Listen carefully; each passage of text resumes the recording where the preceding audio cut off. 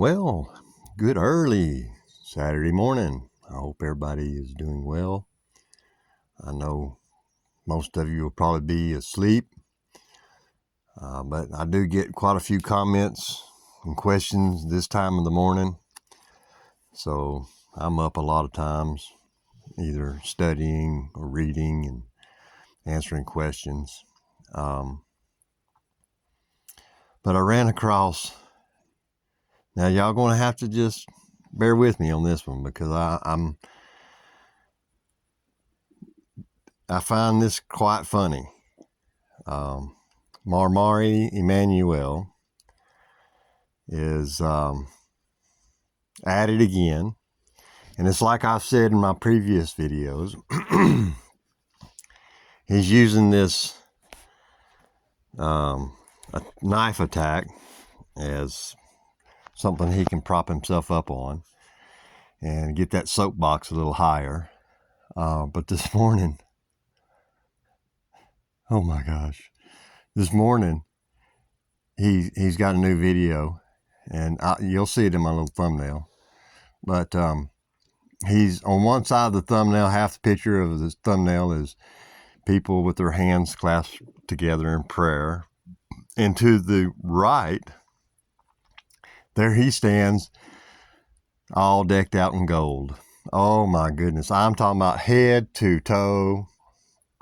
And he's carrying his staff, his golden staff with whatever symbolic globe or whatever it is that he's got up there. I don't even try to learn these people's mess that they want to believe in. But, oh my goodness. And it's so funny to me, one, that he's doing this. I can't help but laugh at him. It is just that humorous to me that he will actually sit there and dress himself up in this manner. And what a lot of people don't understand, and I'm tying these things together, and what I'm fixing to say, I'm not necessarily can prove by biblical standpoint, but the ancient Egyptians endowed themselves in fine clothing, and it had a lot of symbolic significance, and it represented purity, and they called it woven moonlight. I believe it was called woven moonlight. And they considered this fine linens to be a symbol of purity and light. All right. So this is what I'm seeing from him. He's on one side of the picture, he's got the hands praying. And on the other side of the picture, there he stands in all his gold and glitter and gold staves. He's representing himself as something that he is not. He's trying to make himself to be more than what he is. And I'm going to prove that. Okay. Not what I just said about the Egyptians, because I can't prove that. That's just doing a little research. All right. So I'm in Matthew 23. And bear with me. You know, I'm not criticizing the man for being a man. I'm criticizing his teachings, the fruits that come out of his mouth. That is what we are to critique and be able to discern the difference in what they are saying and what they are doing, their actions. This is a requirement. I just happen to find it funny because, well, one, he doesn't look good in gold. And from head to toe, with that big old, that big old hat on his head. Anyway, 23. Then Jesus spoke to the multitudes and to his disciples, saying, the scribes and the Pharisees sit in Moses' seat. Wow, you understand that? They are now, the scribes and the Pharisees are putting themselves in a godly position of a godly man. that our Father used. And as a man that led the Israelites out of captivity, that's what Emmanuel is doing. He is doing the exact same thing. There's no difference between the scribes and the Pharisees that Jesus are talking about than these people today. Okay, he's not calling himself a Jew. That doesn't mean anything. His traditions, his mannerisms, and everything is placating off of that. And this is wrong. All right. Therefore, whatever they tell you to observe, that observe and do. But do not do according to their works, for they say and do not do. For they bind heavy burdens, hard to bear, and lay them on men's shoulders. See, Jesus says his burden is light. We don't have to, y'all. Listen to me. Or listen to what Jesus is saying. We don't have to have and carry the burdens of men. Especially those that want to dress up like Kim Kardashian, for Pete's sake. I know that's going to offend some of you. I'm sorry. I'm not trying to be mean. I find humor in this. And if I don't find humor in it, sometimes it gets me upset to where I get mad about it. And rightfully so, because they're misleading people. They're taking people away from the truth that is of God. And they're placing themselves in high standing as if they are godly men. He just got through saying the other day, oh, Jesus came and got him and took him to heaven. Whew, my goodness. That's the biggest load of malarkey that I can think of outside a cattle farm. All right, but they themselves will not move them with one of their fingers. So they're not going to do what they're telling y'all to do because they are above everybody. They shouldn't have to do this. They are the upper echelon of the world, okay? They are the goodies. That's what Jesus is saying. But all their works they do to be seen by men. So he's putting on a show. That's all he's doing. He's putting on a show. And what's coming out of his mouth is not godly. They make their phylacteries, which I believe phylacteries. That's that little book I think the Jewish carry around their neck. I could be wrong. Somebody can correct me on that one. They make their phylacteries broad and enlarge their borders of their garments. They love the best places at feasts, the best seats in the synagogues, greetings in the marketplace, and to be called by men Rabbi. Rabbi. See, Jesus is mocking these men, and he's doing it for a reason, because we're not to put ourselves in this position where we are worshiping those that worship fine linens and gold and wood and statues. Here, I'm going to go and I'm going to show it. Let's go back to, where was that? Jeremiah. Here we go. Jeremiah 10. Okay. Jeremiah 10. We went over this just yesterday, and that's fine. I'm going to continue to go over it. I'm going to beat this drum till I can get y'all to finally wake up and see that these men are not doing what is instructed by the witnesses that Jesus taught. Okay? They're going on about their own lives and doing their own things and placing themselves high up on that pedestal. All right. Jeremiah 10, hear the word which the Lord speaks to you, O house of Israel. Thus says the Lord, do not learn the way of the Gentiles. Do not be dismayed at the signs of the heaven, for the Gentiles are dismayed at them. For the customs of the people are futile, For one cuts a tree from the forest, the work of the hands of the workmen with the axe. They decorate it with silver and gold. See, that's what he's doing with that staff. It's silver and gold. It's crafted by men's hands. That fine linen with all them fancy jewels and studs on there. Okay. What's that thing? Bedazzled. Somebody is really bedazzling all that stuff he's wearing. Okay. And he's doing it for decoration.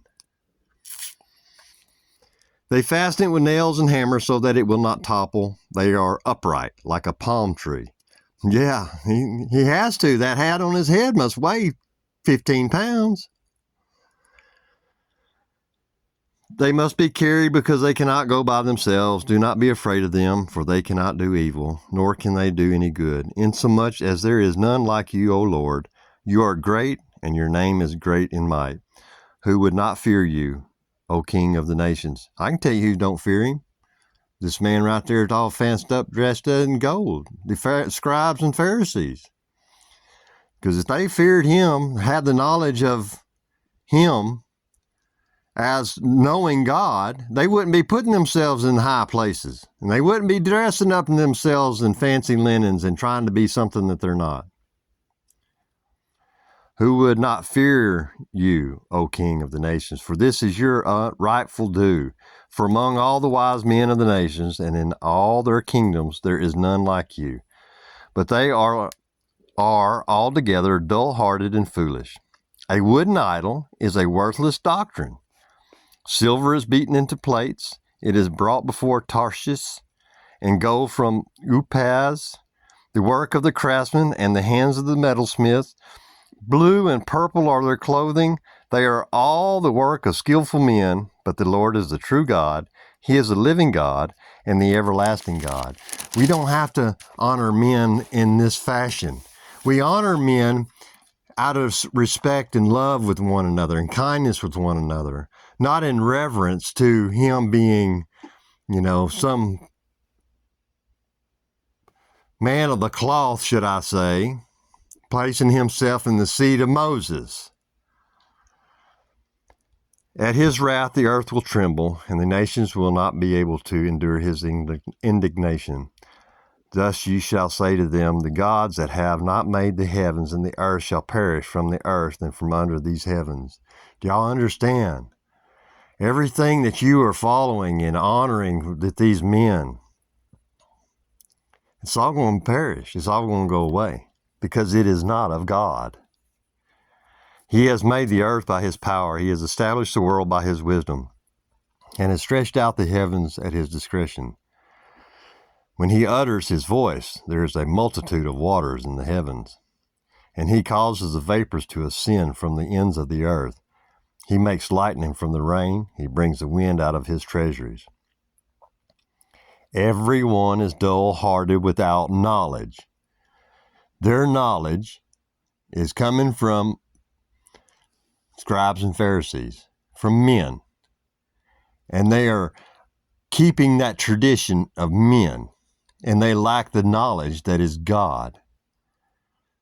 When they call Jesus God, they lack knowledge of even knowing God at all, and or Christ. Every metalsmith is put to shame by an image. Hear that? What we're supposed to do all things unto the Lord. Okay, no matter what it is that we do, we should always do it unto the Lord. But the metalsmiths that do this will be put to shame by an image. So when whoever bedazzled all his fancy clothes, get it? For his molded image is falsehood, and there is no breath in them. They are futile, a work of errors. In the time of their punishment, they shall perish. Listen, what these men represent is of this world. They do not represent our Father in heaven. They do not even honor our Father in heaven because they have you worship Jesus, the Son of God, as God, and that is a falsehood. Okay? That is evil deception. All right, where was I? All right, I'm going to swap hands here. Okay, they make their phylacteries broad, and so they love the best. All right, they love the best places at feasts, the best seats in the synagogues, greetings in the marketplace, and to be called by men, Rabbi, Rabbi. But you, do not be called Rabbi, for one is your teacher, the Christ. Right? You see that? And you are all brethren. Do not call anyone on earth your father, for one is your Father, he who is in the heavens. And these men love to call each other Father. It goes against the very teachings of Jesus Christ. And y'all want to flock to these people as though they're something? I'm telling y'all, we are in a dangerous time in our world. And it's fixing to get worse. The deception is going to get worse. When Satan comes down, he's going to have power to call lightning down from heaven. Is that not what we just got through reading in Jeremiah? Don't believe these men. They are deceiving you.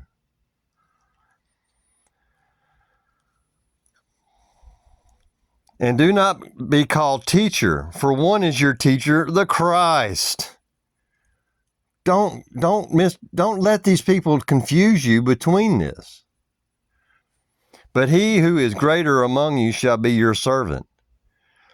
Do you see the scribes and Pharisees being servants to men? No, they just put burdens upon men's shoulders, and they themselves do not do nothing. And whoever exalts himself will be humbled, and he who humbles himself will be exalted. But woe to you, scribes and Pharisees, hypocrites! It's not me. I'm reading from the Bible. Y'all understand what I'm saying? Yeah, I may snicker and laugh at him and call his duds, bedazzled up, I'm having a little fun at that because he looks to me ridiculous. Because I see what he's trying to do, and it's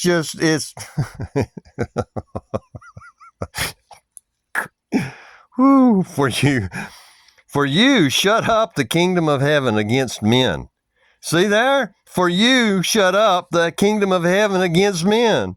For you neither go in yourselves, nor do you allow those who are entering to go in. Come on. This is the word of Jesus Christ, our teacher. And you're going to ignore his teachings, but stand on this book and say, oh, it's the word of God. Okay? And then you got this Kardashian follower up there all bedazzled out. What's it saying? They're keeping men from reaching to the heaven. They're keeping men from reaching and entering and finding God. That's what they're doing. Jesus is warning us right here. Woe to you, scribes and Pharisees, hypocrites! For you devour widows' houses, and for a pretense make long prayers. Therefore you will receive greater condemnation. You see what's happening? The ones that sit up there and lead, are going to be in a lot more trouble than you folks that were kept away because they kept you from it. They kept you from the truth. Men are keeping you from the truth. These churches are keeping you from the truth. You will answer for that. But theirs, condemnation is going to be greater. That's one of the things that worried me for decades. Because I've known ever since I was a kid that one day I would start teaching and speaking against the evil of the world. And it always frightened me every time that I did, because I don't want to be held in a greater condemnation for speaking something that I should not speak. But because I'm trying to lead people to heaven and away from the scribes and Pharisees, I decided that I have a better chance of not having this greater condemnation. Okay. Woe to you, scribes and Pharisees, hypocrites, for you travel land and to sea to win one proselyte. Hell, I don't know what that word is. Proselyte. And when he is won, you make him twice as much a son of hell as yourself.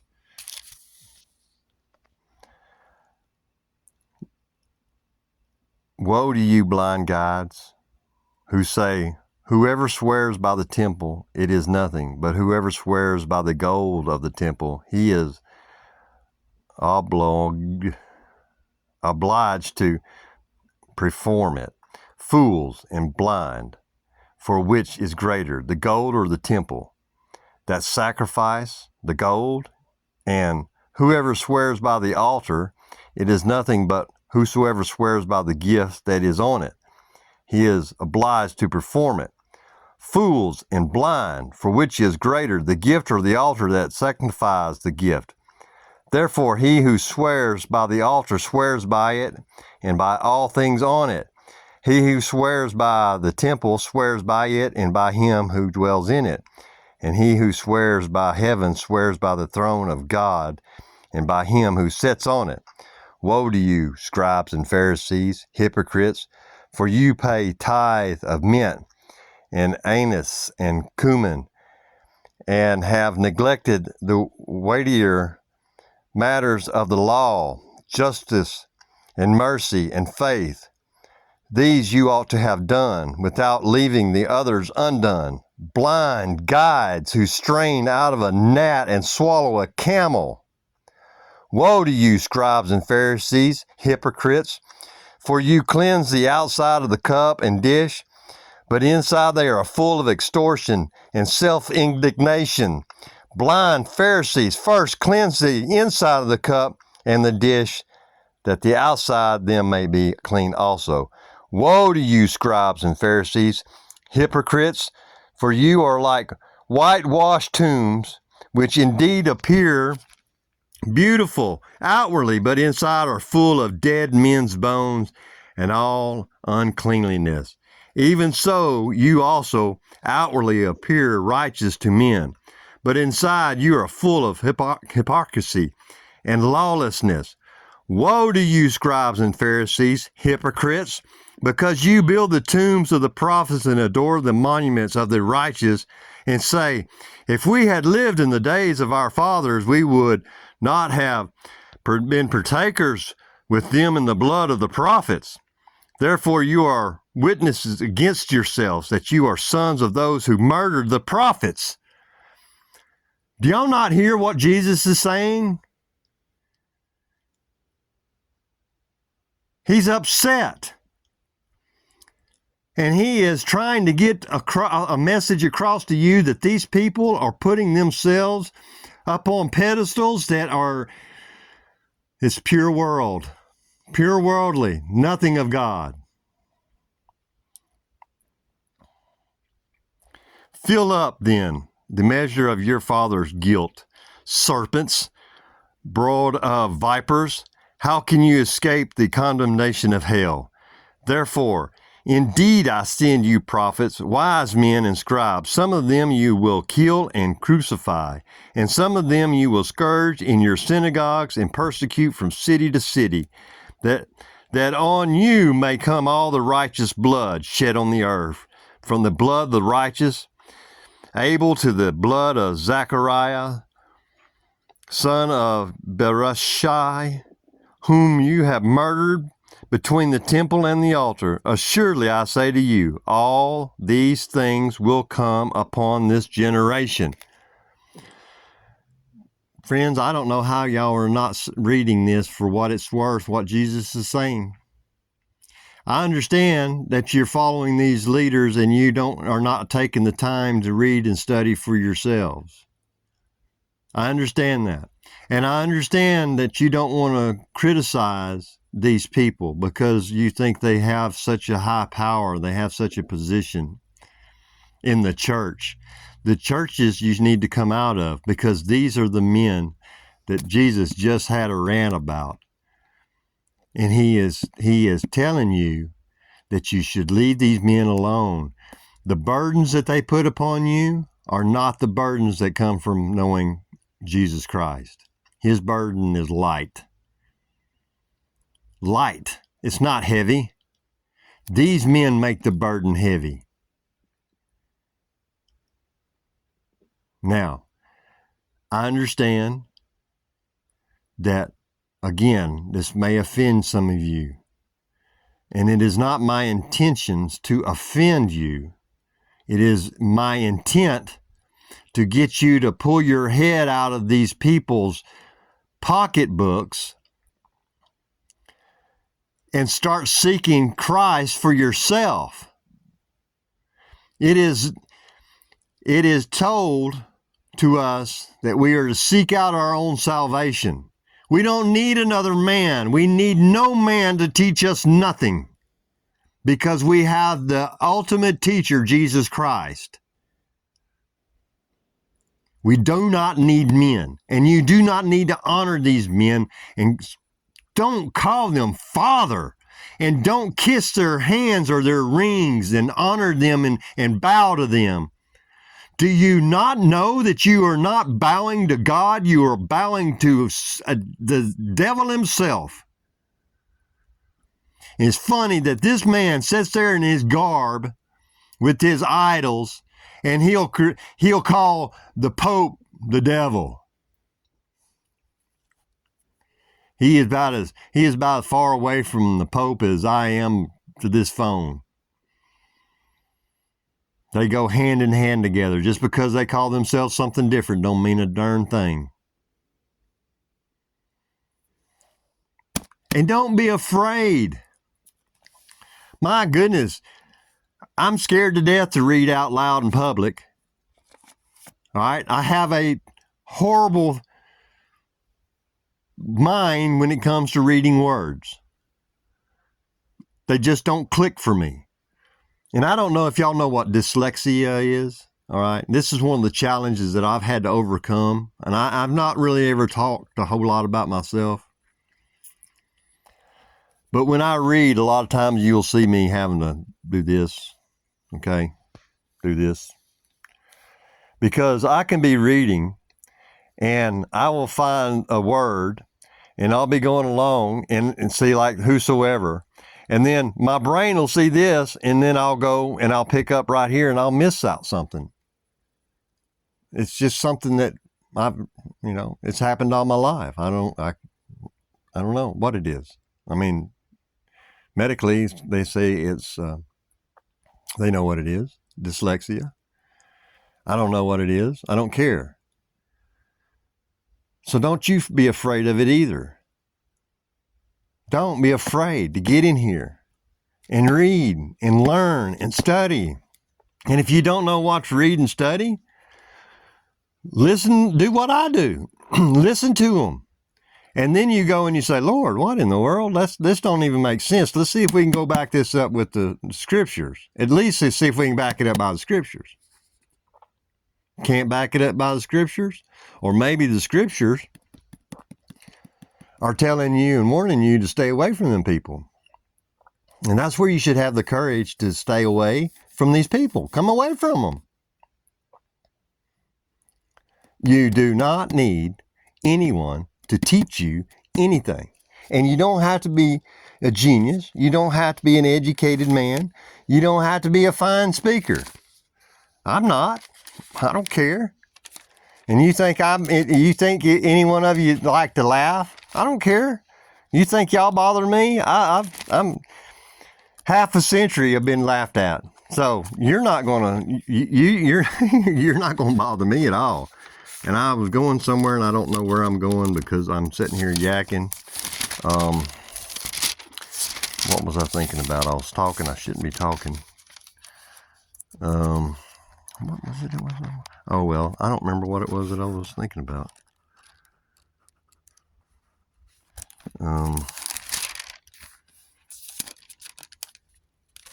No, I don't remember what I was thinking about. Oh, well.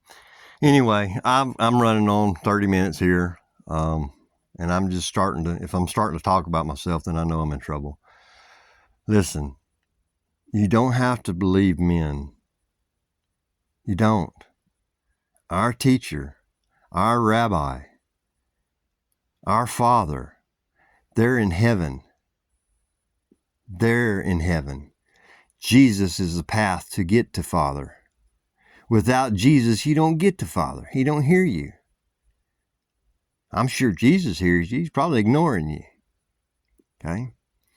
And for those that say, your prayers ain't coming, your prayers aren't being answered, again, if your prayers are, I need to make that Cadillac payment or that house payment, I can't make it this week, you better help me out, and it's not coming true, that's the wrong prayers. The prayers and the things that we ask for are of God. They're not of this world. He doesn't care about this world. This world is going to be destroyed. Satan is a ruler of this world, and you got these fancy dressed men pretending to be godly when they are far from God, as I am from here to the moon. So watch yourselves, pay close attention, because he's the adversary. The devil is roaming around like a roaring lion, seeking whomever he can destroy. Keep that in mind. And don't forget what Jesus says. All right? And when you read it, and you hear it, and you read it, go to him and talk to him about it. Say, Father, I need your help. This don't make sense. I've had many revelations like that in my life. Many. I've had men come up and jar my bones. I stand my ground the best I can, but because of my education at that time when I was younger, I didn't know how to react. I go to the Father, been on my knees. I've cried many a times. Help me to figure this out. Help me to learn this. And I'll give you a good example. In the military, I had midwatch, and I was going to the galley to get a cup of coffee or milk or something to snack on. And as I'm walking by, there was two men sitting at a table, one on each side, or one on each end of the table. And the one I'm going to say to my left was speaking to the man on my right. And he said, and this is what he said. He said, okay, now that you have said this, whatever, I didn't hear what he had him say. He said, now I've got control of your soul. That's what he said. And I immediately stopped, with both fists, hit that table as hard as I could, looked at the man to my right and said, he ain't got nothing. He don't control nothing of you. Nothing. He's full of crap. So the man to my right says, well, listen, there's a part of me that's missing something, and what he's offering, that's kind of what I'm needing. And I'm like, bull. I cannot help you myself, but I knew it was wrong. And I said, but we can go wake the chaplain up and we can talk to the chaplain, but you need to come away from this man. And that man did just that. And that's what I'm doing right now. I'm beating my fist on the table, and I'm telling y'all are following and honoring these bedazzled people up there and calling them rabbi, and it just disgusts me. And if you don't have the fire in your loins to stand up for God, don't come at me, all right? Because I can promise you will not budge me. That's what I need to get in y'all's system too, that fire.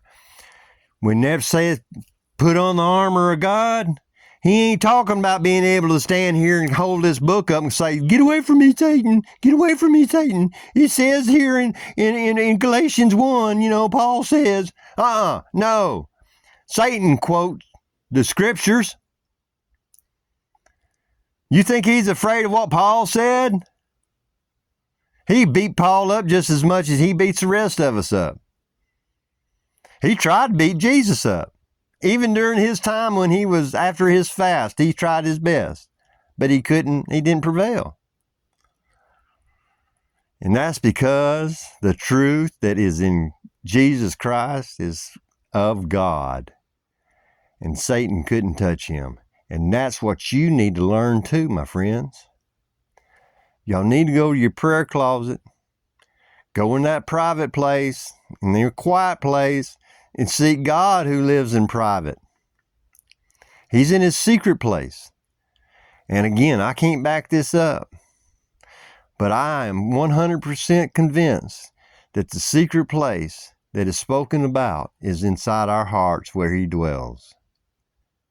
And that's where we find the truth. But you better know the Son. If you don't know the Son, you're not going to get to the Father. All right, I'm going to get off here. Y'all have a good rest of the evening or morning, or hey, y'all have a good day. We'll talk again. Bye.